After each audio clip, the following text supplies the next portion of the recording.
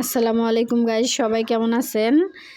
সাফা আজকে সেমাই খাওয়ার জন্য খুব আবদার করতেছিল, কিন্তু বাসায় কোনো কিশমিশ বাদাম নেই। তো কিভাবে রান্নাটা করব সেটাই ভাবতেছিলাম। তো যা আছে তা দিয়ে আজকে রান্না করব। আমি প্রথমে এখানে 2 টেবিল চামচ ঘি দিয়ে নিচ্ছি। ঘিটা গলে গেলে তারপর আমি সেমাইটা দিয়ে দিব।